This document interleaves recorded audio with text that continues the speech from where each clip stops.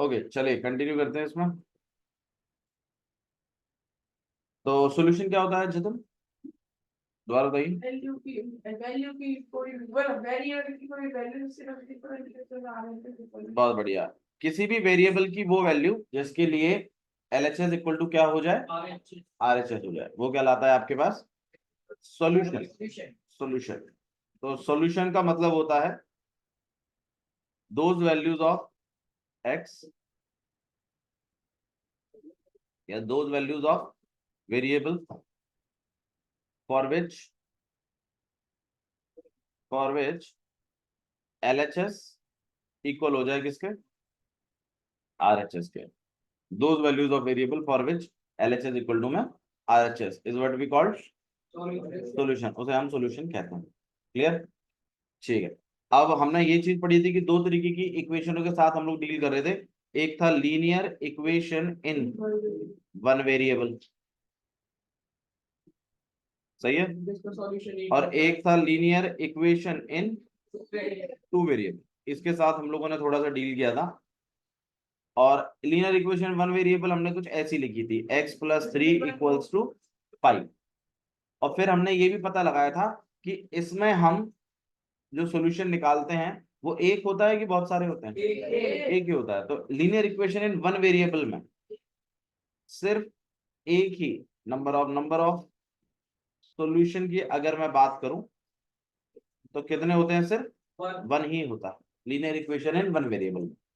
और वो कैसे निकालते हैं वो भी आप लोग जानते हैं कि x को अकेला कर देते हैं, यहाँ 5 - 3 कर देते हैं, कितना आ जाता है 2। तो ये जो x इक्वल टू 2 है, ये इस इक्वेशन का क्या है, सॉल्यूशन। और सॉल्यूशन क्या होता है, x की वो वैल्यू जिसे रखने पर LHS और RHS आपस में इक्वल आ जाए। तो आप देख भी लीजिए, अगर मैं x इक्वल टू 2 अगर इस इक्वेशन में रखूं तो देखिए 2+3 तो ये तो LHS हुआ,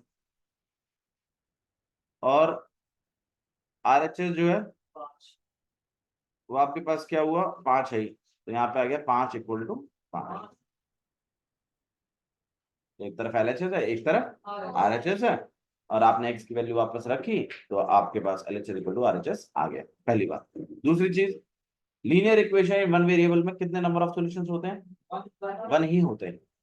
ये बात आपको पता होनी चाहिए, क्योंकि x+3 इक्वल्स टू 5 लाने के लिए x की वैल्यू आपको 2 ही रखनी पड़ेगी। इसके अलावा अगर कुछ रखोगे तो LHS और RHS इक्वल होंगे नहीं। वरना आप सोच के देख लीजिए, x+3 इक्वल्स टू 5 है, बताओ x की जगह क्या वैल्यू रखी जाए कि LHS और RHS बराबर हो जाए, 2। इसके अलावा और कुछ, भाई इसमें रखना है, why you not getting this thing. x+3 में x की जगह में क्या क्या रखूं कि ये और ये बराबर हो जाए दोनों। एक तो आपने बता दिया 2 रखो, और इसके अलावा अगर कुछ और रखोगे तो LHS और RHS इक्वल होंगे नहीं। मैं बस ये कहना चाहता हूँ, ठीक है। अच्छा जी, now linear equation in two variable की बात कर लेते हैं। अब आप बताइए इसके नंबर ऑफ सॉल्यूशंस कितने होते हैं। नंबर ऑफ सॉल्यूशंस जो हैं इसके वो इनफाइनाइट होते हैं। इसके बारे में हम लोग बात करी हुई है कि इसके इनफाइनाइट नंबर ऑफ सॉल्यूशन होते हैं, किसके, linear equation in two variable. जैसे कि x+y इक्वल टू 5 है। अब आप बताइए x और y की जगह मैं क्या रखूंगी, 5 आ जाए। तो आप बताते हैं 3 और 2, भाई प्लीज 3 और 2 रखें, या 4 और 1 रख दें, या 5 और 0 रख दें। मतलब x 3 रख दें और y 2 रख दें तो भी 5 आ जाएगा। x की जगह 4 रख दें और y की जगह 1 रख दें तो भी आ जाएगा, ठीक है। अच्छा जी, x की जगह 5 रखें और y की जगह 0 रखें तो भी आ जाएगा। तो बस यहाँ पर यही बताने की कोशिश चल रही है कि कितने सॉल्यूशंस हो सकते हैं, इनफाइनाइट है। इसलिए मैंने यहाँ लिखा है कि linear equation in two variable में कितने नंबर ऑफ सॉल्यूशंस होते हैं, आंसर है इनफाइनाइट, इनफाइनाइट सॉल्यूशंस होता है। फिर हमने इसका ग्राफ बनाया था, किसका, linear equation in two variable का। जैसे कि x+y इक्वल टू 5, ग्राफ बनाने की टेक्निक मैंने आपको बताई थी, क्या टेक्निक थी? एक को अकेला सबसे पहले किसी एक वेरिएबल को हम अकेला कर देते, या तो x को या तो y को, वो आपका स्टेक है कि किसको अकेला में करना है। तो फॉर एग्जांपल जैसे मैंने x को अकेला कर दिया, यहाँ आ जाएगा 5 माइनस वाई। फिर हम क्या करेंगे, y में वैल्यूज डालते रहेंगे।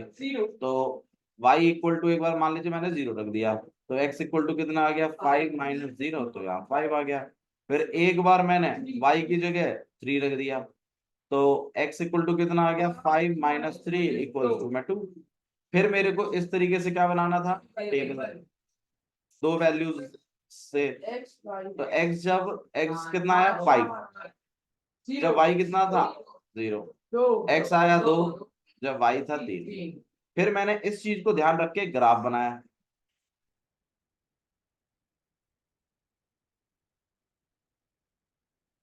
कि भाई 1 2 3 4 5, तो 1 2 3 4, यहाँ पे -1 -2 -3 -4, 1 2 3 4, और यहाँ पे -1 -2 -3 -4। x की वैल्यू 5, y की वैल्यू, तो 5 पे 0 है, तो मतलब यहाँ x की वैल्यू 2, y की वैल्यू, तो 2 पे 3 है, तो यहाँ कहीं। अब अगर इन दोनों पॉइंटों को अगर मैं ज्वाइन कराऊं, तो एक सीधी लाइन बनती है। अब मैं यहाँ पर एक डिक्लेरेशन दे रहा हूं कि linear equation in two variable के एक तो नंबर ऑफ सॉल्यूशन कितने होते हैं, इनफाइनाइट, प्लस इसका जब कभी भी हम ग्राफ बनाते हैं, graph of linear equation in two variable always show a straight line, a straight line। कि जब कभी हम लीनियर इक्वेशन वन वेरिएबल का ग्राफ बनाएंगे तो हमेशा क्या, ठीक है। तो मतलब आपने लीनियर इक्वेशन टू वेरिएबल के रिगार्डिंग दो बातें सीखी हैं, कि एक तो नंबर ऑफ सॉल्यूशंस कितने होते हैं, इनफाइनाइट होते हैं। दूसरा, जब कभी हम इसका ग्राफ बनाते हैं तो हमेशा क्या बनता है, एक स्ट्रेट लाइन। ये दो बातें आपको ध्यान रखनी है, टेढ़ी नहीं बनेगी। आप चाहे कितने भी सॉल्यूशन निकाल लीजिए, वो एक ही सिधाई में पड़ेंगे। ये ही खासियत है linear equation in two variable की, जब कभी भी आप उसके सॉल्यूशन निकालने की कोशिश करेंगे ना, it will always give you a straight line, वो हमेशा एक स्ट्रेट लाइन ही बनाएगा। फिर एक तीसरा इंपॉर्टेंट पार्ट, एक इंपॉर्टेंट पॉइंट था कि linear equation in two variable, linear equation in two variables की जनरल इक्वेशन जो होती है, जनरल इक्वेशन, ये सिखा दिया ना मैंने आपको, ये पढ़ा है नहीं पढ़ा है?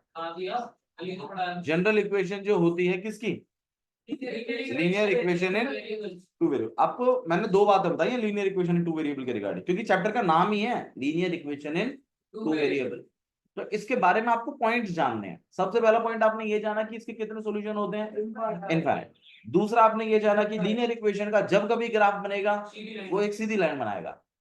तीसरा मैं अभी बता रहा हूं आपको कि linear equation in two variable की जनरल इक्वेशन, हर्ष ध्यान यही रखिए, linear equation in two variable की जब कभी भी हम जनरल इक्वेशन बनाएंगे वो कुछ ऐसी दिखेगी, ax plus by plus c। ये जनरल इक्वेशन से घबराइए नहीं। जनरल इक्वेशन का मतलब है जब कभी भी आप linear equation in two variable लिखोगे, कोई एग्जांपल, वो ऐसा रूप जरूर दिखाएगा। जैसे मान लीजिए, देखो मैं आपको एक एग्जांपल लिख के दिखाता हूँ लीनियर इक्वेशन। इसकी तरह ही याद हो, हाँ मतलब इसी की तरह दिखेगा वो, उसमें a भी होगा, उसमें b भी होगा, उसमें c भी होगा, उसमें x भी होगा, उसमें y भी होगा। हाँ? ये चीज इसलिए बता रहे हैं, ये चीज इसलिए बता रहे हैं क्योंकि आपसे एमसीक्यू में पूछा जाएगा कि लीनियर इक्वेशन टू वेरिएबल की जनरल इक्वेशन कैसी होती है, ऐसे पूछ लेंगे। तो ये लिख के आएगा उसमें ax plus by plus c equal to 0, और एक जगह तो ऐसे हो, नहीं ऐसा नहीं आएगा भाई। सुनो मेरी बात, जनरल इक्वेशन का मतलब है कि उसमें कांस्टेंट्स नहीं आएंगे। कॉन्स्टेंटों की जगह कुछ ना कुछ अल्फाबेट यूज करेंगे। नहीं, अगर जैसे आगे दो अल्फाबेट है की जगह एक होता है बस। नहीं, ऐसा नहीं आएगा, यही रूप है जनरल इक्वेशन का। जैसे मान लीजिए बायोलॉजी में वो स्केलेटन जो रहता है, अब आप बोलो ना जी वैसा नहीं है, उसका एक ही हाथ हो तो, अरे एक हाथ कैसे होगा, जनरल रूप तो वही है, एक नॉर्मल इंसान तो वैसा ही दिखता है। ठीक है, तो A x plus B y plus C equal to 0 format का आएगा। ठीक है, ये इसकी जनरल इक्वेशन है। इसका मतलब मैं जो भी एग्जांपल यहां लिखूंगा वो सारे के सारे ऐसे ही दिखेंगे। देखिए जैसे मान लीजिए मैंने कोई एग्जांपल ऐसा लिख दिया, 2x plus y equal to -2। मान लीजिए मैं ये इक्वेशन लिख दी, क्या ये linear equation in two variable है या नहीं है? भाई है कि नहीं है? नहीं है, क्यों नहीं है बताओ? क्या ये इक्वेशन नहीं है? इक्वेशन क्या होती है?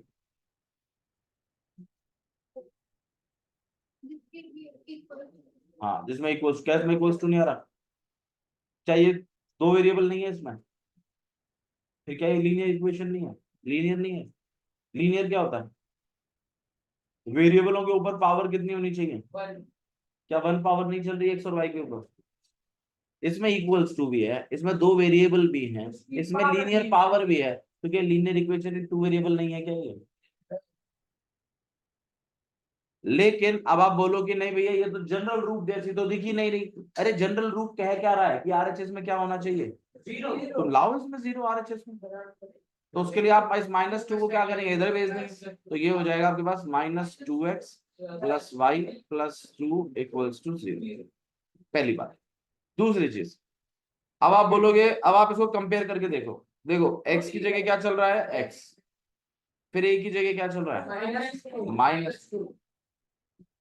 -2 चल रहा है a की जगह। y की जगह क्या चल रहा है, y। यहाँ पे इसके आगे कुछ नहीं लिखा है, तो 1 लिखा है, तो 1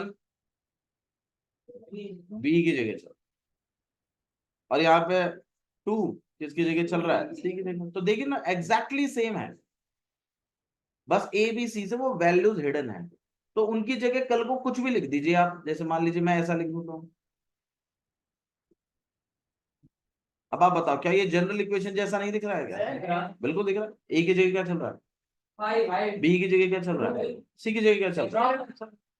तो ऐसे आप कितने भी एग्जाम्पल लिख लीजिए, कितने भी, वो दिखेंगे इसी तरीके के, A x plus B y plus C equals to 0, ऐसे दिखेंगे वो सारे ही। मतलब जब उनका आरएचएस 0 कर दोगे ना तो वो यही रूप देखे हुए आप। क्लियर है, समझ में आया? तो इस चैप्टर में आप जो चीज करने वाले हैं वो है कि भाई आप linear equation in two variable setup करेंगे। ठीक है, अच्छा जी, इक्वेशंस के बारे में कुछ थोड़ी सी और बातें कर लेते हैं। एक तरफ इसमें एलएचएस होता है और एक तरफ आरएचएस होता है। मतलब जब कभी भी हम दो टर्म्स को लिखते हैं, एक टर्म एक तरफ होगी, एक टर्म एक तरफ होगी, और बीच में क्या होगा, तो ये एक इक्वेशन बन जाती है। क्या बनती है ये, इक्वेशन। अब बहुत बच्चे सोचते हैं पता नहीं टर्म यार ये तो बहुत ही कॉम्प्लिकेटेड है, बीच में इक्वल टू है। इक्वल टू का मतलब क्या होता है ये बताओ, बराबर। इक्वल टू का मतलब क्या हो गया, बराबर। अब फॉर एग्जांपल जैसे मान लीजिए मतलब हम जस्ट एक रिलेशन, जस्ट एक एग्जांपल देने की कोशिश कर रहा हूं मैं आपको। फॉर एग्जांपल जैसे जतिन है, ठीक है, और जतिन आपके भाई का नाम क्या है, देव। अरे यार आपका कोई भाई है, कोई बहन है, क्या नाम है उनका, कनक। ठीक है, अब सुनो इधर मेरी बात। अब मैं यहाँ पर देखो, अरे मेरी बात सुनो यार प्लीज, मैं यहाँ पे मैं एक एग्जांपल दे रहा हूँ, मैं आपको इक्वेशन से फेमिलियर करा रहा हूँ क्योंकि 10th क्लास तक का हिसाब किताब है। इक्वेशन से डरिए नहीं, पहली बात। इक्वेशन का मतलब है equals to.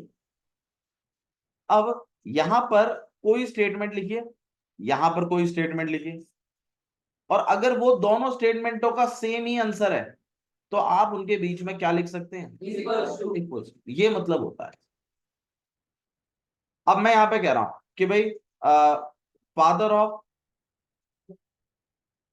Jatin is equals to father of, अब बताओ ये बात इक्वल्स टू में लिखी जाती है कि नहीं, लिख सकते हैं कि नहीं लिख सकते हैं, बिल्कुल लिख सकते हैं। तो दो सच हैं जो सेम वैल्यू को इंडिकेट कर रहे हैं। अब मान लीजिए, जस्ट एक एग्जांपल दे रहा हूं, जैसे मान लीजिए ये पेन हमने खरीदा है, ठीक है, और ये खरीद के लाया मैं, तो ये 15 का है बाई चांस, मान लीजिए ये 15 का है और ये पेन 5 का है, तो इसका कॉस्ट प्लस इसका कॉस्ट, क्या मैं इक्वल्स टू में 20 लिख सकता हूं या नहीं लिख सकता? बिल्कुल लिख सकते हैं, क्योंकि इन दोनों का कॉस्ट प्लस करके भी 20 आता है और मैं 20 के ही तो इक्वल लिख रहा हूं। तो इक्वेशन से घबराने की जरूरत नहीं है। इक्वेशन का मतलब होता है ये वाला सच और ये वाला सच आपस में बराबर है। तो cost of pen and plus cost of stapler या पेंसिल या जो भी है आपको सही लगता है, स्केल लिख लीजिए, और इक्वल टू में कितना 20। The cost of pen plus cost of scale equal to में 20। समझ में आई मेरी बात? ठीक है, तो इक्वेशन से आपको घबराना नहीं है बिल्कुल भी, क्योंकि इसमें आप इक्वेशन बनाएंगे इस चैप्टर में खुद, और वो भी कितने वेरिएबल की बनाएंगे? कितने वेरिएबल की बनाएंगे? 2 वेरिएबल्स की बनाएंगे। इक्वेशंस बनानी पड़ेंगी आपको, 2 वेरिएबल की बनानी पड़ेंगी, और उसके बाद फिर हम आगे बढ़ेंगे। फिर आपसे वो कभी तो बोलेगा ग्राफ बना दो, कभी आपसे पूछेगा इसके सॉल्यूशन निकाल दो, कभी आपसे बोलेगा चेक करो कि ये इसका सॉल्यूशन है या नहीं है। चेक कैसे करेंगे? उस वैल्यू को उठाकर डाल देंगे उसमें, और अगर LHS इक्वल टू क्या आ जाए तो सॉल्यूशन है उसका, वरना उसका सॉल्यूशन नहीं। अच्छा, अगर वो उसका सॉल्यूशन है तो इससे एक बात और भी पता चलती है कि अगर इस इक्वेशन की लाइन बनी तो ये पॉइंट इस लाइन पर जरूर आएगा। देखो मैं जो कह रहा हूं उस बात को समझो, मैंने जो अभी बोला आपको, मान लीजिए मैंने ऐसा बोला कि x plus y equal to 5 है। अब मैंने आपसे बोला कि चेक करो कि x इक्वल टू 2 और y इक्वल टू 3, क्या इसका सॉल्यूशन है? तो अगर आप इस वैल्यू को उठाकर अगर इसमें प्लेस करें, और अगर 2 प्लस 3, ये LHS में चल रहा है मामला और ये RHS में चल रहा है, इसके बाद हम चैप्टर शुरू कर देंगे करना, डोंट वरी, एक्सरसाइज आप फटाफट निपटा देंगे इसके। और यहाँ पर 5 इक्वल टू में 5 और आप लिख दोगे LHS इक्वल टू में RHS। अब इससे क्या चीज पता चली आपको कि ये इसका सॉल्यूशन है, ये पता चल गया। इससे मैं ये चाहता हूं एक बात और समझिए आप, कि अगर कल को अगर इस लाइन का मैंने क्या बनाया, इसका मैंने क्या बनाया, ग्राफ, ऐसे करके इस इक्वेशन का क्या बनाया मैंने, ग्राफ, तो ये जो पॉइंट है ना 2,3, ये एब्सोल्युटली इस लाइन पर जरूर आएगा अगर ये इसका सॉल्यूशन है। तो इसका मतलब ये आप ये कहना चाहते हो कि सॉल्यूशन जो होते हैं वो लाइनों पर पड़ते हैं। हाँ, तभी तो 4 या 2 सॉल्यूशन निकालने के बाद आप उससे एक लाइन बना देते हो सीधी। अगर मान लीजिए 4 होते, 4 सॉल्यूशन निकालते, तो चारों को कनेक्ट करके भी क्या बनाते, सीधी लाइन ही तो बनाते। तो इसका मतलब सॉल्यूशंस लाइन पर ही लाए करते हैं।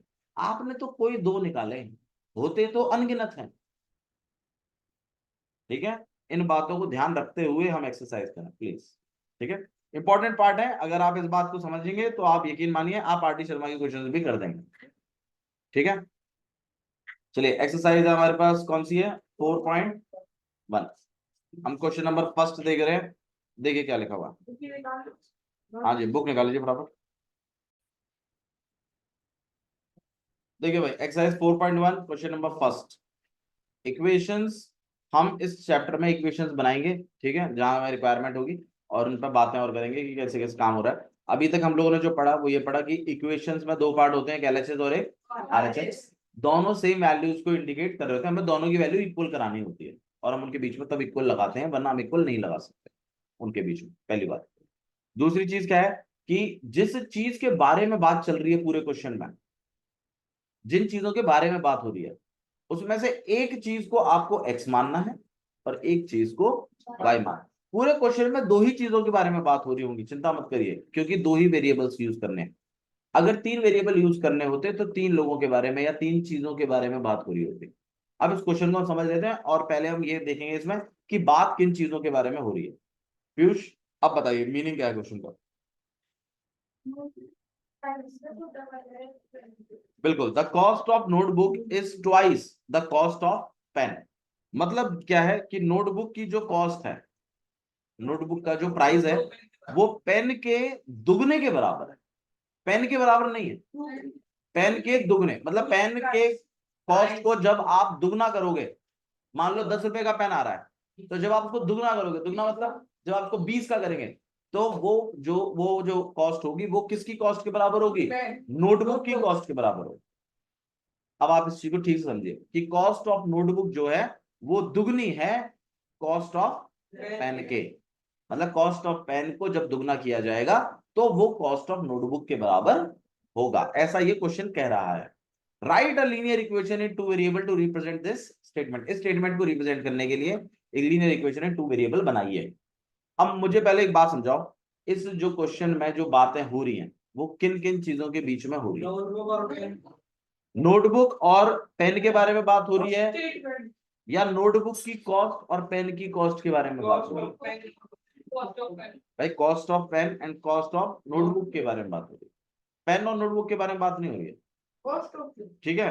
तो हम यहाँ पर जब सॉल्यूशन शुरू करेंगे तो हम यहाँ पे लिखेंगे late the cost of notebook, भाई किसी को भी आप एक को x और एक को y सेटअप कर सकते हैं, वो पूरी पूरी आपकी चॉइस है, तो तुमसे हिंट में से देखने की जरूरत नहीं है। तो let the cost of notebook x and let the cost of 2x please pen equal to में कितना y,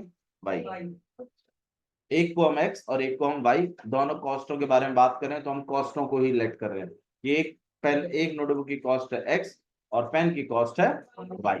अब बताइए, अब मुझे बीच में इक्वल टू लिखना है, मैंने एक तरफ नोटबुक रखा है एक तरफ पेन रखा हुआ है, क्या मैं अभी इनके बीच में इक्वल टू लिख दूं, आंसर है नहीं। अभी आपको वो बात सिद्ध करनी है जो क्वेश्चन में बोली गई है। क्या बोला गया क्वेश्चन, अगर नोटबुक की कॉस्ट वो पेन की कॉस्ट के दुगनी है, तो मुझे इसमें दुगना किसको करना है, नोटबुक को करना है कि पेन को करना है, आंसर है पेन को। जब आप पेन को दुगना करेंगे तो जाके वो किसके इक्वल हो जाएगा, नोटबुक की कॉस्ट के। यही तो बोल रहा है क्वेश्चन कि भाई कॉस्ट ऑफ नोटबुक जो है वो दुगने कॉस्ट ऑफ पेन के इक्वल है, तो कॉस्ट ऑफ पेन को आपको क्या करना है, डबल करना है, तभी तो आप उसको किसके इक्वल लिख पाएंगे, कॉस्ट ऑफ नोटबुक, ठीक है। तो x इक्वल टू 2y हमने इसलिए लिखा है क्योंकि हमने पेन की कॉस्ट को दुगना कर दिया और फिर हमने उसको किसकी कॉस्ट के इक्वल लिख दिया, नोटबुक की कॉस्ट। पेन का दुगना किसके इक्वल है, नोटबुक की कॉस्ट, ये बोल रहा है कि कॉस्ट ऑफ नोटबुक जो है वो पेन के दुगना है, तो पेन की कॉस्ट को दुगना कर दीजिए और नोटबुक की कॉस्ट के इक्वल लिख दीजिए। क्या आप x इक्वल टू वाई पहले लिख सकते थे, नहीं, आपको y को दुगना करना पड़ा, पेन की कॉस्ट को दुगना करना पड़ेगा, तब जाके आप उसको इक्वल लिखेंगे किसके, नोटबुक की कॉस्ट के। अच्छा जी, अब ये जो मैंने लिखा है क्या ये linear equation in two variable है, सोच के बताइएगा, क्या इसके बीच में इक्वल्स टू है, हाँ बिल्कुल। क्या इसमें दो वेरिएबल का यूज हो रहा है, आगे हो रहा है, क्या ये लीनियर है, हाँ जी, तो लीनियर इक्वेशन टू वेरिएबल। भैया पर जनरल रूप तो नहीं, मतलब दिख तो नहीं रहा, ये तो कुछ अलग से, आप तो कहते थे इक्वेशन ऐसी आएगी ax plus B y plus C equals to 0, ये तो ऐसी आई है।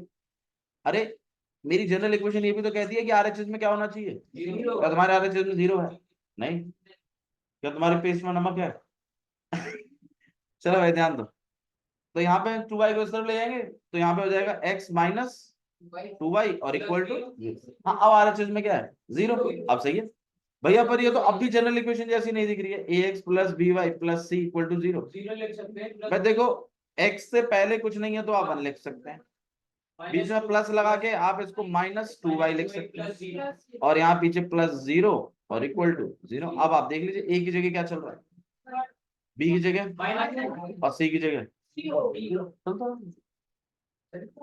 ठीक है। बट आपको जनरल रूप में नहीं लाने के लिए बोला गया है, बस जस्ट आपको इक्वेशन सेटअप करने के लिए बोला गया है, ऐसा कर दीजिएगा, बात बन जाएगी। पीछे जो आंसर है वो यही है, पर इस 2y को आप इधर खिसका सकते हैं, पूरी पूरी पूरी आपकी चॉइस है, ठीक है। नेक्स्ट क्वेश्चन में आते हैं, क्वेश्चन नंबर 2। क्वेश्चन नंबर थोड़ा थोड़ा समझा देते हैं। क्वेश्चन नंबर 2 जो है एक्सरसाइज 4.1 का, उसमें आपको ABC बताने के लिए बोला गया है, मतलब इक्वेशनों को जनरल इक्वेशन से कंपेयर करना है और ABC मुझे बताने हैं। तो मैं पहली इक्वेशन लिख रहा हूं आपके सामने, कराई थी तो फिर 9, अरे ठीक है यार, ये इक्वेशन लिखी हुई है, मुझे इसमें से ABC बताने हैं, तो मुझे इसको जनरल इक्वेशन से कंपेयर करना पड़ेगा। लेकिन जनरल इक्वेशन कहती है RHS में क्या होना चाहिए, 0, तो 9.35 बार इसको इधर लेके आएंगे आप। तो यहाँ हो जाएगा 2x plus 3y minus,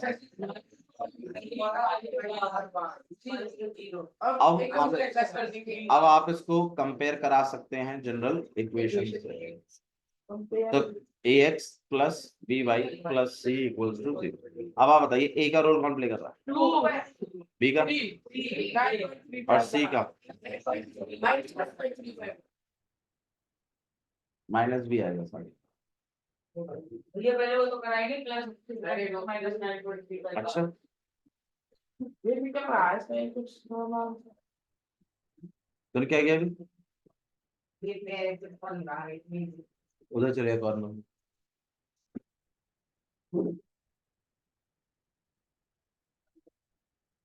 question number second देखिए, जतिन पढ़ाई पे ध्यान दे ले, फिर बोल रहा हूँ तेरे को, पिट के जाएगा यहाँ से।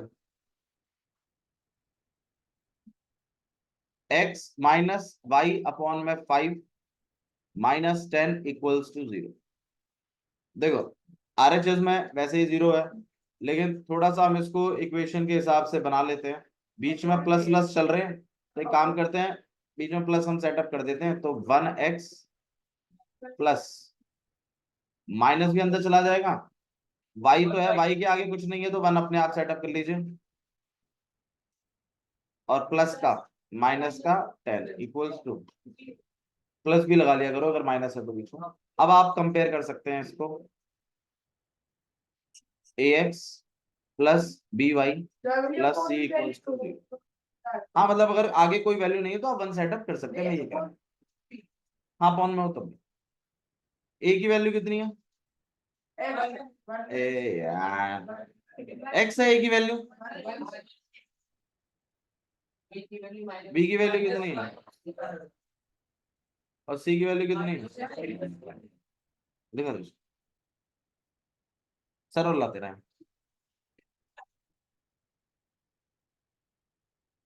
ठीक है, इक्वेशन नंबर थर्ड देखिए, -2x plus 3y equals to 6। देखो अब हम बीच में प्लस सेटअप नहीं करेंगे, आप ध्यान रखिएगा बस चीजों का थोड़ा सा।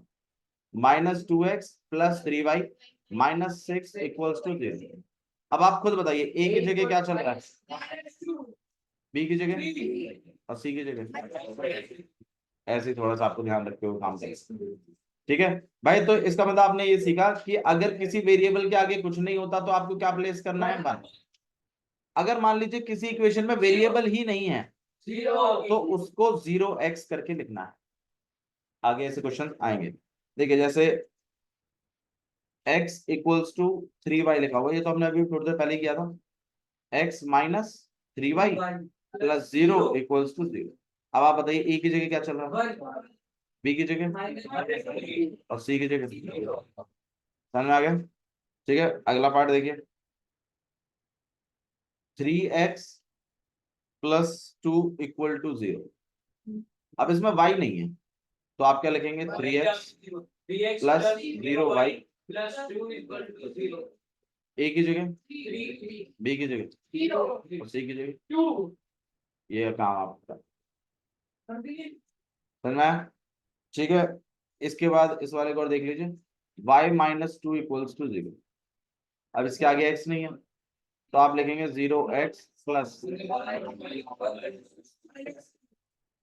a की जगह, b की जगह और c की जगह, ऐसा कुछ हमें करना। ठीक है, और इसका बताइए 5 इक्वल टू 2x, 2x वहां चले जाएगा वो 0 हो जाएगा, बताओ कितना आएगा, रुक जाओ जतिन को बता दो, minus 2x plus 0y plus 5 equal to 0। पहले x आता है, फिर y लिखा जाएगा, फिर कांस्टेंट लिखा जाएगा, फिर लास्ट में 0 आएगा। a equal to -2, a equal to -2, b equal to, ऐसा कुछ आप करेंगे। ठीक है, चलिए नेक्स्ट वाले उस पर है एक्सरसाइज 4.2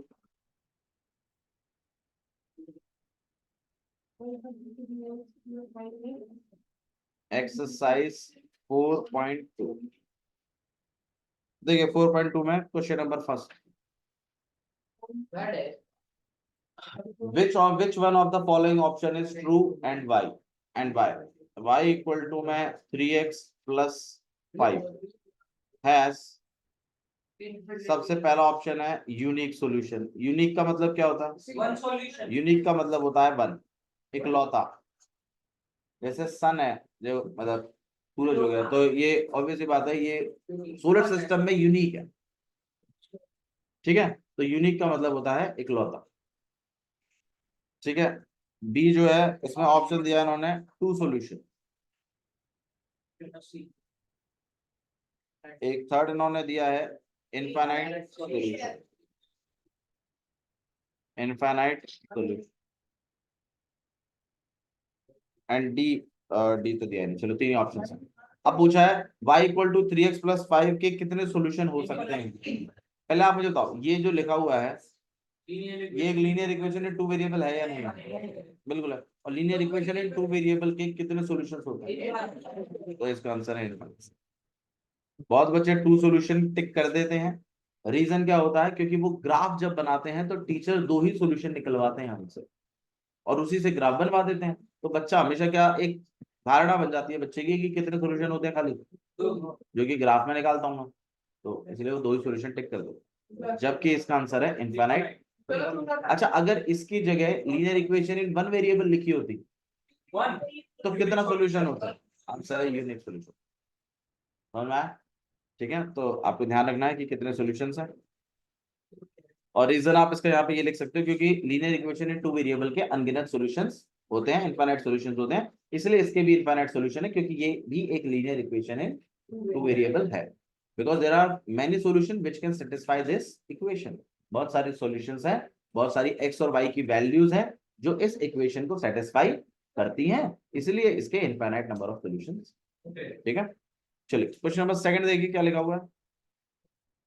क्वेश्चन नंबर सेकंड में लिखा है कि राइट फोर सॉल्यूशंस, आपको चार सॉल्यूशन निकालने हैं। Right four solutions of this equation, मतलब ये एक इक्वेशन लिखी हुई है और इसके कितने सॉल्यूशंस निकालने हैं? चार। मैंने आपको बताया था सॉल्यूशंस कैसे निकालते हैं, किसी एक वेरिएबल को पहले अकेला करते हैं, फिर दूसरे वाले वेरिएबल में वैल्यूज डालते चले जाते हैं, एक्स की वाई की चली जाती है। ग्राफ नहीं बनाना, बस सॉल्यूशंस निकालने चार। मैं आपको एक सेकंड, हाँ कोई बात नहीं, सेकंड ऑप्शन नहीं, सेकंड पार्ट है उसका, हाँ वो हम करके दिखा देंगे। पहले मैं आपको इसके निकाल के दिखाता हूँ। मैंने क्या स्टेप बताया था आपको, किसी एक वेरिएबल को अकेला करना, y इजीली अकेला हो जाएगा, y को अकेला करें 7 माइनस 2। भाई ध्यान रखिएगा आपको ग्राफ नहीं बनाना है इस क्वेश्चन में, तो आप कोई भी वैल्यू रखिए, कितनी भी बड़ी रखिए, क्योंकि वो ग्राफ में तो शो करनी नहीं है। तो आप कोई भी करके बस चार सॉल्यूशन हमें निकाल देंगे इसके। तो x की जगह हम एक बार 0 रख देंगे, तो y इक्वल टू कितना आ जाएगा 7 माइनस 2 इंटू 0, यहाँ 7 माइनस 0 और 7। एक और मैं देखो, अब आप चाहो तो नेगेटिव भी ट्राई कर सकते हैं, जैसे -3 ट्राई कर लेते हैं। y इक्वल टू में 7 माइनस 2 इंटू -3, 7 प्लस 6 कितना हो जाएगा 30। एक और लेट x इक्वल टू में 3, तो y इक्वल टू में 7 माइनस 2 इंटू 7 माइनस 6। ठीक है, एक और वैल्यू भी आपका, आपको कम से कम चार सॉल्यूशंस चाहिए, तो लेट x इक्वल टू में 4 5 जो भी आप रखो 5 रख दीजिए, तो y equal to 7 minus 2 into 5 that is 7 minus 10 that is -3। ये करने के बाद, हाँ -3, ये करने के बाद आपको टेबल नहीं बनाना है, बल्कि यहाँ पर एक स्टेटमेंट पास करनी है सॉल्यूशंस आर। अब आपको इनको ब्रैकेटों में लिखना है कि भाई एक तो हो गया x, एक तो हो गया 0,7, एक हो गया -3,13। ध्यान रखिएगा x की वैल्यू को आगे लिखेंगे, y की वैल्यू को पीछे। जतिन ध्यान तो नहीं है ना तेरा बिल्कुल भी? मैं जो यहाँ समझा रहा हूँ समझ तो नहीं रहा तू?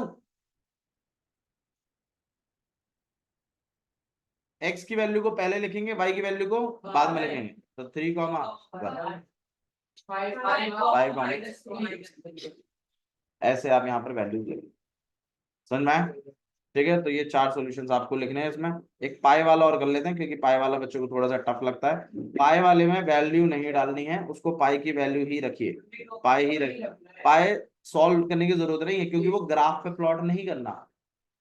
ठीक है, अगर आप वैल्यू डाल भी दें तो गलत नहीं है। ओके, ठीक है, यहाँ पर pi x plus y equals to 9। अब इसमें क्या करना है आपको, किसी एक वेरिएबल को अकेला करना है। बताइए किसको अकेला करें? पाई को। 9 minus 5 by पाई बाय नहीं, पाई एक्स। अब इसमें आप क्या करेंगे, एक्स में वैल्यू डालते जाएंगे, तो एक्स इक्वल टू 0, तो वाई इक्वल टू 9 माइनस, 5 तो यहाँ 9। एक और, लेट एक्स इक्वल टू 3, ठीक है, y equal to 9 minus pi into में 3, तो यहाँ आ जाएगा 9 माइनस 3 पाई। ठीक है, अच्छा, जो बच्चे पाई की वैल्यू डालने में इंटरेस्टेड हैं, मैं उनको बता देता हूँ, एक्स की वैल्यू ऐसे डालिएगा जो 7 से डिविजिबल हो, क्योंकि आप यहाँ पे ना थोड़ा सा ऐसा करने वाले हैं, 22/7। तो एक्स जानबूझ के ऐसा रखिए, एक बार तो 0 रख लीजिए, एक बार 7 रख लीजिए, जो 7 7 क्या हो जाए, और एक बार एक्स की जगह -7 रख लीजिएगा, जो 7 7। एक बार -14 14 रख लीजिएगा, 21 रख लीजिएगा, ऐसी वैल्यू। क्योंकि प्लॉटिंग तो करनी नहीं है, बस सॉल्व भी तो करना है, सॉल्व कर। अगर टीचर कहती है पाई की वैल्यू रखनी है तो, अगर नहीं रखे हैं तो ऐसे कुछ आपके सॉल्यूशंस बनेंगे। और ऐसे ही लेट एक्स इक्वल टू में 4, तो वाई इक्वल टू में 9 माइनस पाई इंटू में 4, यहाँ आ जाएगा 9 माइनस 4 पाई। अब इसके बाद आप क्या लिखोगे, यहाँ पे सॉल्यूशंस लिखोगे। कोई बात नहीं, मैंने 3 लिखे, आप लिख लीजिएगा। अब एक्स की वैल्यू 0, वाई की वैल्यू 9, नेक्स्ट एक्स की वैल्यू 3, वाई की वैल्यू 9 माइनस 3 पाई। बस इस टाइम यहाँ लिखते टाइम बच्चे बस एक ही गलती करते हैं, कि बच्चे क्या करते हैं, एक्स वाई का ध्यान नहीं रखते हैं, वो बस 9,0 ये कॉमा ये ऐसे करके लिख देते हैं। थोड़ा ध्यान रखिए, एक्स की वैल्यू पहले लिखी जाएगी, वाई की वैल्यू बाद में। बिल्कुल गलत हो जाएगा भाई। आप एक कोऑर्डिनेट बोल रहे हैं 2,3, एक बोल रहे हैं 3,2, अलग अलग पॉइंट होते हैं ये। तो आपका वाई आगे रखना 0,9 और 9,0 अलग अलग पॉइंट है, तो इसलिए वो सॉल्यूशन अलग अलग हो जाएंगे फिर आपके पास। ठीक है, ओके, तो आप मेरे ख्याल से इसको तो कर ही लोगे। क्वेश्चन नंबर 3 इसको और कर लेते हैं हम लोग। और 4th तो बहुत इंपॉर्टेंट है, एग्जाम में बहुत बार पूछते बहुत है, मैं 4th में बोल रहा हूँ आपको। ठीक है, चलिए, आपके पास इक्वेशन लिखी गई है x minus 2y equal to 4, और बोला है ये पॉइंट दिए हुए हैं 0,2, 2,0, 4,0 और √2,4√2, और एक लिखा है 1,1। बोला है चेक करो कि क्या ये इस इक्वेशन के सॉल्यूशन है या नहीं है। कैसे चेक करते हैं, उस पॉइंट को उठाकर LHS और RHS में प्लेस कर देते हैं। अगर वो इक्वल आ गए तो वो सॉल्यूशन है, नहीं तो वो सॉल्यूशन नहीं। अब आप जब फर्स्ट पार्ट करेंगे तो आप x की वैल्यू 0 और y की वैल्यू 2 इसमें पुट करेंगे, किसमें, LHS में और RHS में, अलग अलग।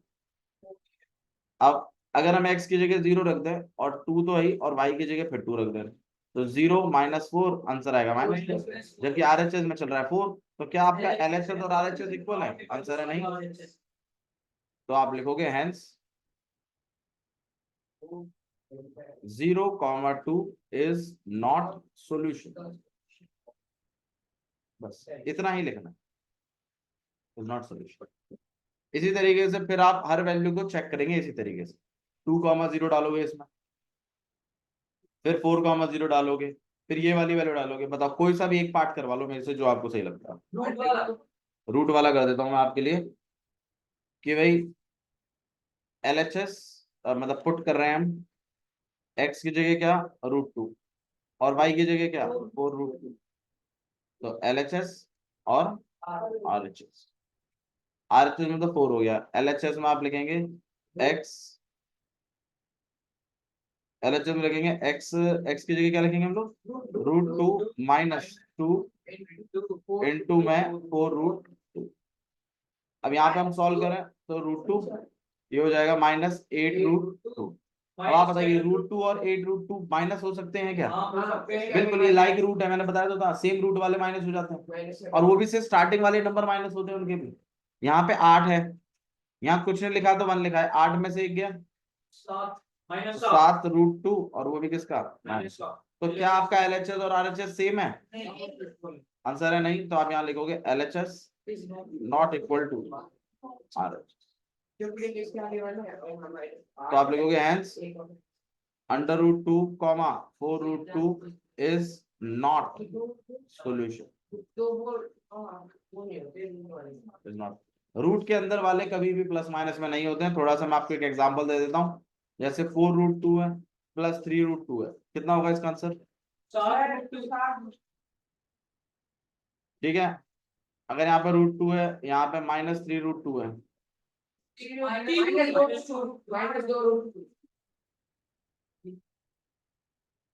बाहर वाले नंबर होते हैं बस, √2 तो चलता ही रहेगा सेम। रूट अलग अलग होंगे तो प्लस माइनस होता ही नहीं है, सिर्फ मल्टीप्लाई होता है। ठीक है, लास्ट क्वेश्चन है, क्वेश्चन नंबर 4, इसी के साथ आपका चैप्टर भी खत्म हो जाएगा ये। क्वेश्चन नंबर 4, हाँ देखिए क्वेश्चन नंबर 4 में क्या लिखा है, फाइंड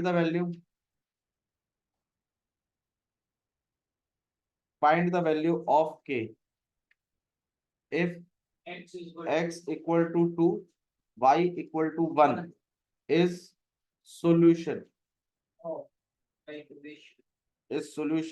the equation,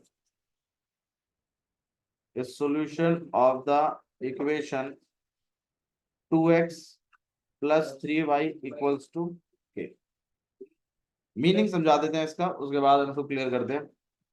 किसकी वैल्यू बतानी है आपको? k की। देखो, अगर x इक्वल टू 2 और y इक्वल टू 1 इस इक्वेशन का सॉल्यूशन है, तो आप मुझे k की वैल्यू बताइए। मुझे एक बात बताओ, इससे पिछले क्वेश्चन में हमने क्या किया था? इससे पिछले क्वेश्चन में हमने चेक किया था, तो हम LHS और RHS को इक्वल नहीं कह सकते थे पिछले क्वेश्चन, जिसमें हमें चेक करना था। लेकिन इस क्वेश्चन, ये वाला क्वेश्चन पिछले क्वेश्चन से इसलिए अलग है क्योंकि इसमें चेक नहीं करना, इसमें तो दे दिया गया है कि ये इनके सॉल्यूशन हैं। आप मुझे किसकी वैल्यू बताइए? k की। Find the value of k if x equal to 2 y equal to 1 is the solution of this equation. भाई अगर ये चीज इसके सॉल्यूशन है तो मुझे बताओ, तो इसका मतलब अगर मैं इन पॉइंटों को x और y को अगर मैं इसमें डालूं तो ये चीज किसके इक्वल होगी? k के। तो वही काम कर देंगे, हम क्या करेंगे, हम पुट करेंगे x इक्वल टू 2 और y equal to 1 in this equation 2x plus 3y equal to k में। और रीजन हम बहुत क्लियर बोलेंगे, क्योंकि 2,1 इज सॉल्यूशन। भाई सॉल्यूशन है ना, इसलिए आप प्लेस करवा सकते हैं। अब सॉल्यूशन है तो आप वैल्यू रखवा सकते हैं इसमें, और LHS इक्वल टू क्या होगा? RHS। अब अगर आप इसमें x की जगह 2 रखवा दें और 3 और y की जगह 1 रखवा, तो आपको दो और करीब पूरी इक्वेशन में क्या मिसिंग है? खाली k। और जब एक इक्वेशन में एक ही वेरिएबल मिसिंग होता है, linear equation in one variable, तो हम उसका प्रॉपर आंसर निकाल सकते हैं। पूरी इक्वेशन में जब एक वेरिएबल मिसिंग होता है तो लीनियर इक्वेशन वन वेरिएबल बन गई ना, और उसके तो एक ही सॉल्यूशन एग्जिस्ट करता है। तो यहाँ पे कितना हो जाएगा? 4 + 3 इक्वल टू में k, और k इक्वल टू कितना आ जाएगा? 7। तो आप और ये क्वेश्चन मोस्ट इंपॉर्टेंट है, एग्जाम में 100% आता है। ठीक है, इसी के साथ आपका चैप्टर नंबर 4 खत्म करते हैं। चलो, that's all for today, thank you. देखिए क्वेश्चन क्या लिखा है इसमें, find the 31st term of the AP। क्या मीनिंग है इसका शिव? 31st टर्म आपको निकालनी है AP में, जिसकी 11वीं टर्म कितनी है? 38 है, और 16वीं टर्म कितनी है? 73। तो मतलब एक तो A11 आपको दिया हुआ है, और एक कितना दिया हुआ है? A16 कितना, और फाइंड क्या करना है? 31st टर्म A31 हमें निकालना। इससे क्या बनेगी? इससे भी क्या बनेगी? दोनों इक्वेशन एलिमिनेशन मेथड सॉल्व होंगी, A और D निकल जाएगा। A और D निकलते ही A31 भी, A31 को कैसे निकालेंगे? A + 30D के शॉर्टकट से। ठीक है, करो चलो। A11 की इक्वेशन कैसे बनेगी?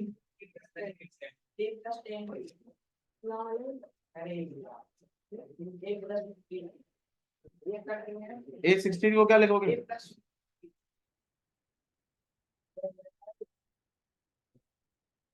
मैं देता हूँ, पेन तेरा खत्म ही रहता है।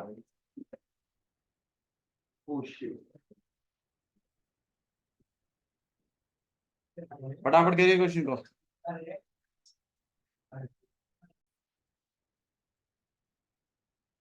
भैया आगे आंसर में एलिमिनेशन मेथड से कर रहे हैं भाई। A+10D इक्वल टू में 38, A+15D इक्वल टू में 73। साइन क्या करेंगे हम लोग? चेंज। ए से ये क्या हो गया? कैंसिल। यहाँ पे कितना आ गया? -5D। इधर माइनस करिए, कितना आ जाएगा?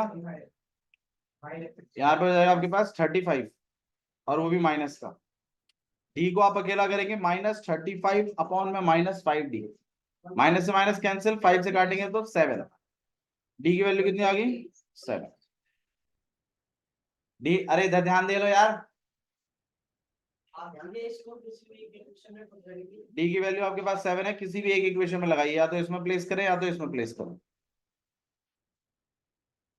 A+10 इंटू में 7 इक्वल टू में 38। ए को अकेला कर रहे हैं हम, 38 -70 कितना हो जाएगा? -32। तो ए की वैल्यू आ गई माइनस का 32। ठीक है, अब ए की वैल्यू -32 है, डी की वैल्यू 7 है। A31 और पूछा था हमसे, तो -32 एंड +30, और डी की वैल्यू है 7। तो -32 प्लस 210, यहाँ पे आ जाएगा 178। ठीक है, इसका टेस्ट भी लोग भैया। हाँ करेंगे टेस्ट। इसी एक्सरसाइज का क्या अगली एक्सरसाइज का इसी एक्सरसाइज का लेंगे पहले टेस्ट। चलिए नेक्स्ट क्वेश्चन देख रहे हैं हम लोग। Question number 8। एक एपी है जो कि 50 टर्म की है। An AP consist of, an AP consist of 50 terms. An AP consists of 50 terms, of which third term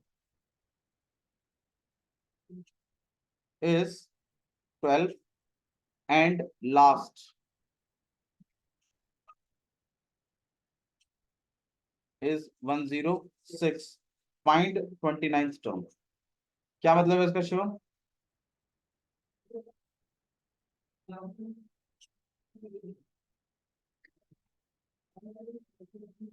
भैया एपी में 50 टर्म्स है। एक एपी है जिसमें टोटल कितनी टर्म्स हैं? 50 टर्म है टोटल, जिसकी तीसरी टर्म तो कितनी है? 12, और लास्ट भी टर्म। अच्छा, लास्ट भी टर्म मतलब A50। 50 तो टर्म है टोटल, तो लास्ट वाली टर्म 50 ही होगी। सही है। और आपको कौन सी टर्म बतानी है? तो मतलब हमें A29 निकालना है। A29 के लिए A+28D, मतलब A और D का जुगाड़ करना पड़ेगा। सही है। अब गिवन क्या क्या है वो और बता दीजिए आप मुझे। एक तो आपको थर्ड टर्म दे रखी है, A3 कितना है? 12, और एक आखिरी टर्म दे रखी है, वो है 106। आखिरी टर्म मतलब वो हो जाएगा 106। इससे इक्वेशन बनाएंगे, इससे इक्वेशन बनाएंगे, दोनों इक्वेशन सॉल्व होंगी। ए और डी निकालकर फिर A29 निकाल दो, जैसे अभी थोड़ी देर पहले किया। कर दो। A3 का शॉर्टकट बता दो। A50 का। दोनों इक्वेशन को सॉल्व करेंगे, ए और डी निकाल। कितना? एलिमिनेशन मेथड कर लीजिए, साइन चेंज कर लीजिए सब। ए से कैंसिल, यहाँ पे आ जाएगा -47D -94। डी को अकेला करेंगे आप, -94 अपॉन में -47, माइनस से माइनस 47 से 1 बार, यहाँ 2 बार। तो डी की वैल्यू कितनी आ गई? इसको इस इक्वेशन को उठा के आप पहली वाली इक्वेशन में प्लेस कर दीजिए। a plus 2 into में 2 equal to 12. A equal to a equal to 12 minus 4 that is gonna be 8. a 8 है और d 2 है. 829 निकालना है हमें. तो 829 के लिए आ जाएगा आपके पास 8 प्लस 28 इंटू में 2. तो यहाँ पर आ जाएगा 8 प्लस 68. और यहाँ हो जाएगा आपके पास 64. ठीक है. अच्छा जी, नेक्स्ट क्वेश्चन हम लोग देख रहे हैं. Question number 9. भैया इसके ऑप्शन निकाल भैया. क्वेश्चन नंबर 9 देखो भाई.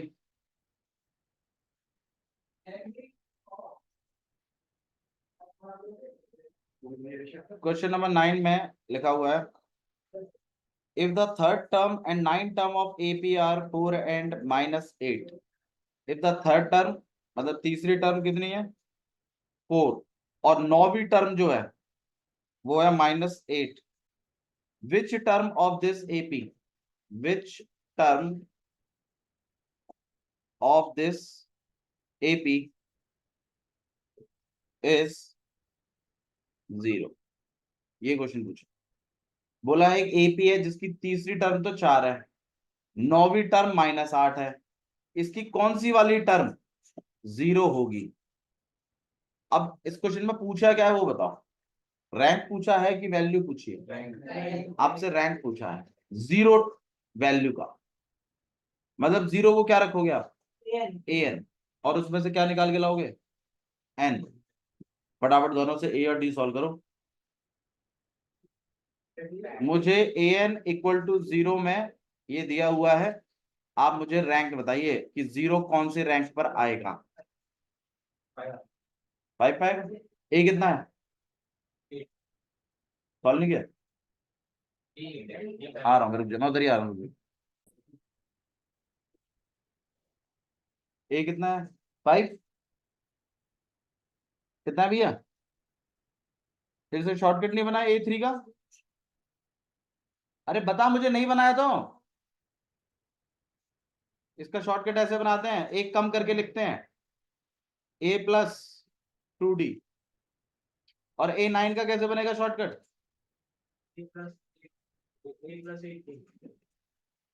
अब दोनों सॉल्व कर ले. कर.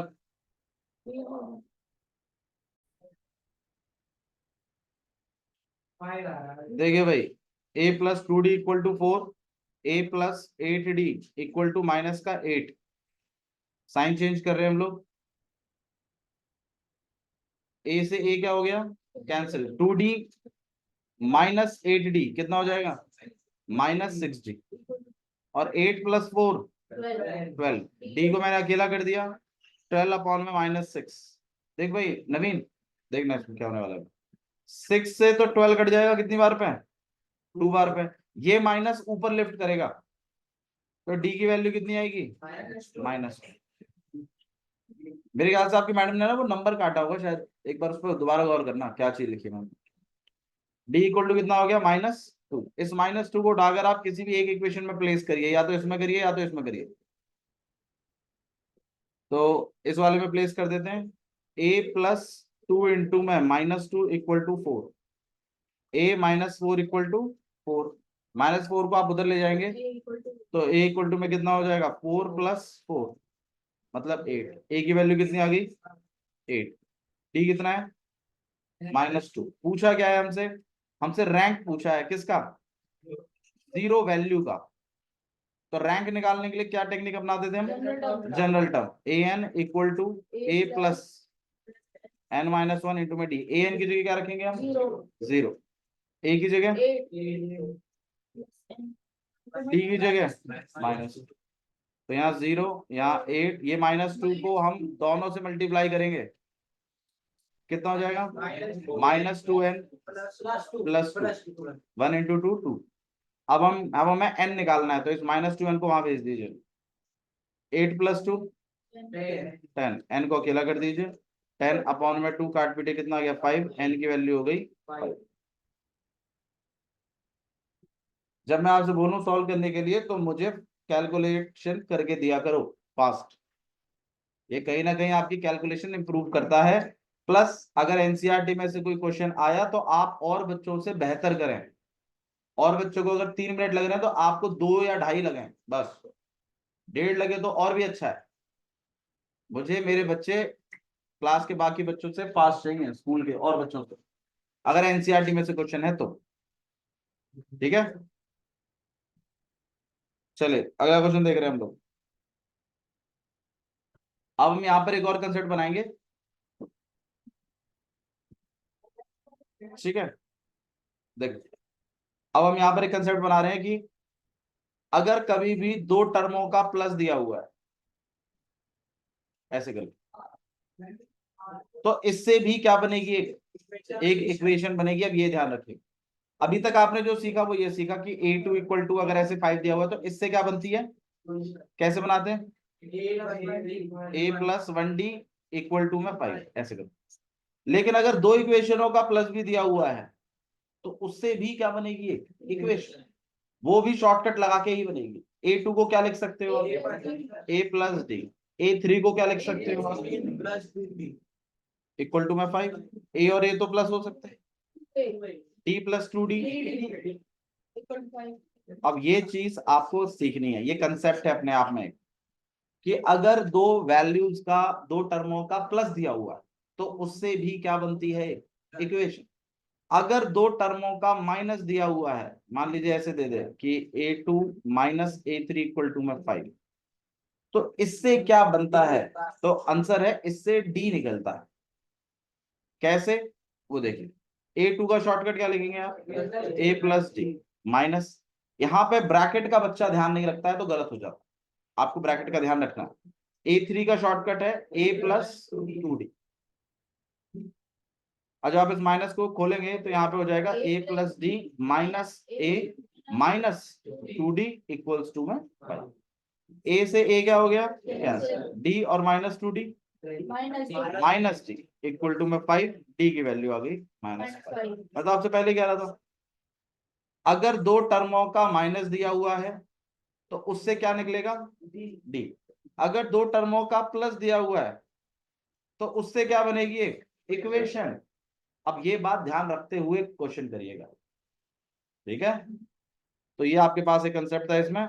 आइए चलिए आगे बढ़ाते हैं अपने क्वेश्चंस को। देखिए क्वेश्चन में क्या लिखा है, क्वेश्चन नंबर है 10। The 17th term of AP exceeds its 10th term by 7। Find common difference. क्या मीनिंग है इसका, बताओ भाई, तनिष बताइए। जो 17 टर्म है वो घटके नहीं है, एक्सीड है। एक्सीड का मतलब क्या होता है, ज्यादा। एक्सीड का मतलब होता है ज्यादा। जो 17वीं टर्म है वो 10वीं टर्म से 7 ज्यादा है। ठीक है, फॉर एग्जाम्पल जैसे मान लीजिए 2 भाई हैं या 2 बहनें हैं, कैसे भी लगा लीजिए। जो बड़ा भाई है उसको पापा जी मान लीजिए 700 रुपए देते हैं, जो छोटा भाई है उसको पॉकेट मनी के लिए 500 रुपए देते हैं। तो बड़े भाई को छोटे भाई से कितने रुपए ज्यादा मिले, आंसर है 2। अब अगर मुझे इसको इक्वेशन में कन्वर्ट करना हो तो कैसे करेंगे, भाई हम इसको ऐसे करेंगे कि जो बड़ा भाई है, जो एल्डर ब्रदर है, माइनस सेल्फ जो आप खुद है, इक्वल टू में गैप कितने का है, 200। ये मैंने इक्वेशन जनरेट करी, तो बड़े भाई को माइनस मुझे कितने का गैप है हम दोनों के बीच में, ये बात मैंने लिख दी। एक तरीका ये भी है कि जो बड़े भाई की पॉकेट मनी है वो मेरी पॉकेट मनी में जब 200 और प्लस हो जाएंगे तो बड़े भाई की पॉकेट मनी के बराबर हो जाएगी। ये बात भी सही है, भाई भाई को 700 मिल रहे थे, मुझे 500 मिल रहे थे, मेरे 500 में 200 और बढ़ा दो तो किसके बराबर हो जाऊंगा, बड़े भाई के बराबर। तो वही तो लिखा है, सेल्फ खुद प्लस 200 किसके इक्वल, बड़े भाई की पॉकेट मनी के। आप इक्वेशन ऐसे लिख सकते हैं, आप इक्वेशन ऐसे लिख सकते हैं, आप ऐसे भी लिख सकते हैं कि एल्डर भाई को 200 से घटा दो तो वो किसके इक्वल हो जाएगा, सर मेरे। ऐसे भी आप समझ सकते, जो बड़े भाई हैं वो अपने आप को एल्डर की जगह रखें। समझ में आई बात? तो आपके पास 3 पैटर्न है गैप को दिखाने के लिए। मैं आपको एडवाइस करूंगा इसको फॉलो किया करो, मोर लेस सब कवर होता है इसमें, आप बस गैप बता दीजिए। अब आप बताइए इस क्वेश्चन में क्या लिखा हुआ है, 17वीं टर्म 10वीं टर्म से कितनी ज्यादा है? 7। अगर मुझे इक्वेशन बनानी ही है तो कैसे बनाऊं? A17 माइनस A10, कितने का गैप है इनके बीच में? 17वीं टर्म 10वीं टर्म से 7 ज्यादा है, ऐसे। अब मुझे एक बात बताओ, मैंने आपको अभी थोड़ी देर पहले बताया था अगर 2 टर्मों का माइनस दिया हुआ है तो क्या मिलता है? क्वेश्चन में पूछा ही क्या है? फटाफट निकाल दीजिए, कैसे करें? आराम से बता रहा? फटाफट देख लेते हैं। A17 को क्या लिख सकते हैं हम? A+16D माइनस, और ब्रैकेट अप्लाई करेंगे, A10 को क्या लिख सकते हैं हम? A+90 इक्वल टू में 7। जब ये माइनस खोलेंगे हम तो यहाँ हो जाएगा A+16D minus A minus 90 equal to में A से A क्या हो गया? Cancel, 16D minus 90 equal to में 7, D इक्वल टू में 1। उसके नीचे ले जाके कटिंग करने की जरूरत नहीं है, आप डायरेक्टली वैल्यू 7D कैसा है? 16D minus 90। मैंने ब्रैकेट का ध्यान रखने के लिए बोला था रिपीटिवली भी, एक बार अभी थोड़ी देर पहले बताया था, गलती होती है। और एक ऑप्शन आपकी मनपसंद का भी होगा जो प्लस वालों का भी आया होगा, मतलब ये जो ब्रैकेट का ध्यान नहीं दे रहे उनसे जो डी आया होगा ना वो भी एक ऑप्शन में होगा, और आप भी वही सॉल्व करोगे, आपसे आगे वाला भी वही सॉल्व करेगा, दोनों का आंसर सेम आएगा, कोई दिक्कत ही नहीं आएगी। ठीक है, ध्यान रखना भाई इस चीज का। चलिए भाई अगले क्वेश्चन में देख रहे हैं हम लोग, ध्यान दीजिए। एक क्वेश्चन और करेंगे हम, देखिए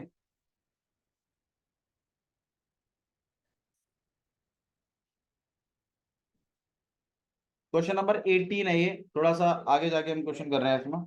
द सम ऑफ